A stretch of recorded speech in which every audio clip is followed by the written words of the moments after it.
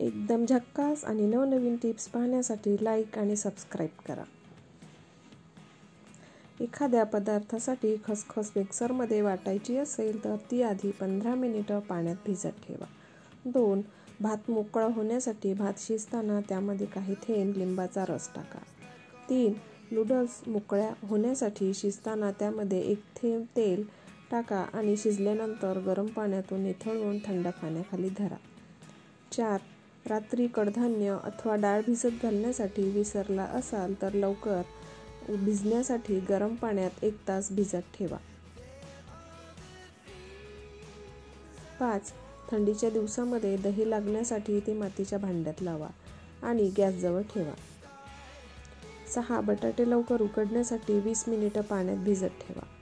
7. लिंबाचा रस व्यवस्थित निघण्यासाठी लिंब काही मिनिटे कोमट पाण्यात बुडवून ठेवा. 8. मसाला खराब होऊ नये यासाठी त्यामध्ये हिंगाचे खडे ठेवा. 9. भेंडीच्या भाजीत 1 चमचा दही मिसळले तर ती चिकट होत नाही. 10.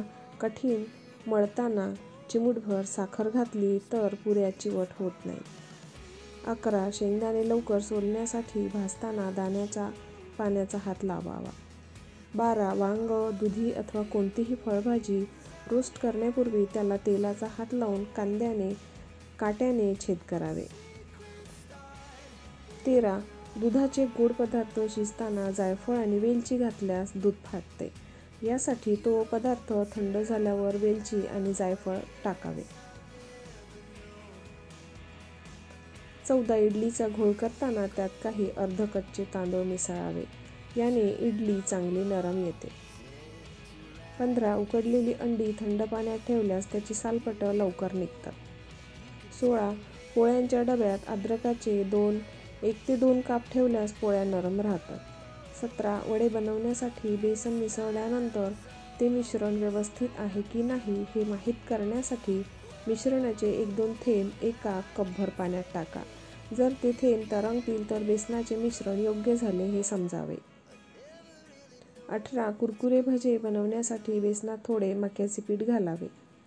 19. अंडी उकडल्यास ज्या त्याच पाण्यात उकडायला टाकले आहे त्यात अर्धा चमचा व्हिनेगर मिळावे. अंड्याचे द्रव बाहेर येणार नाही. 20. कारल्यामधील कडूपणा कमी करण्यासाठी त्यात मीठ घाला. अर्धा तासासाठी फ्रीजमध्ये ठेवा.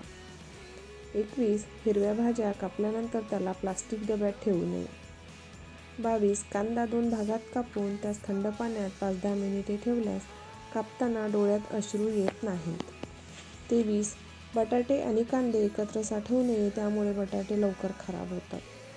24. बटाट्याचे चिप्स बनवताना कापलेले कच्चे चिप्स थंड पाण्यात अर्धा तास ठेवल्यानंतर वाळवायला ठेवावे. त्याने ते फार क्रिस्पी बनतात. 25. भेंडीची भाजी बनवताना त्यात 1-2 लिंबूच्या रसाचे थेंब घातल्यास भेंडी चिकट होत नाही. 26. पुरी किंवा भजे तळताना तेलात मीठ घातल्यास भज्यांमध्ये कमी तेल शोषलं जातं.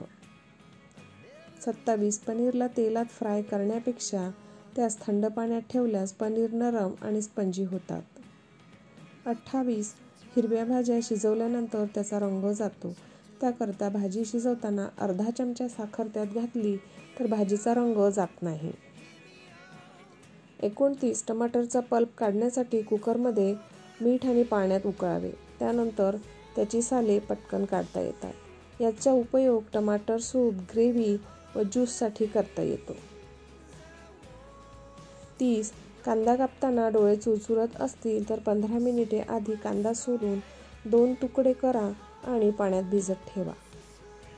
31. कांद्याची सालं डोक्यावर अथवा कानाजवळ ठेवल्यास कांदा डोळ्यात झोंबत नाही. 32. सोलण्याआधी भाज्या आणि फळं स्वच्छ पाण्याने धुवून आणि कोरड्या कपड्याने पुसून घ्या. 33. भाज्या आणि फळं खूप बारीक चिरू नका, कारण दिसायला कितीही छान वाटलं तरी त्यामुळे त्यातील पोषक तत्व कमी होतात. 34. बटाटे आणि वांग्याचा रंग बदलू नये यासाठी चिरल्यावर फोडी लगेच पाण्यात टाका.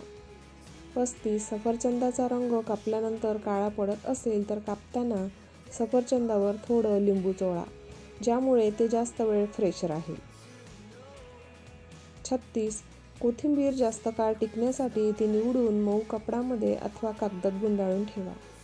37. गोड पदार्थांसाठी बदाम चिरून टाकायचे असतील तर ते आधी पाण्यात भिजत ठेवा, ज्यामुळे ते सोलणे आणि कापणे सोपे जाईल. 38. लाकडी चॉपिंग बोर्ड वापरल्यास फळं आणि भाज्या चिरताना चाकूची धार कमी होत नाही. 39. सुकामेवा चॉप करताना तो काही तास फ्रीजमध्ये ठेवा आणि चाकू गरम पाण्याने धुवून घ्या. 40. टोमॅटो चिरल्यावर त्याचा देठ आणि त्यातील बिया बाजूला करा. अशाच आपल्या नवनवीन टिप्स पाहण्यासाठी आपल्या चॅनलला सबस्क्राईब करा आणि व्हिडिओ आवडला असेल तर एक लाईक करा.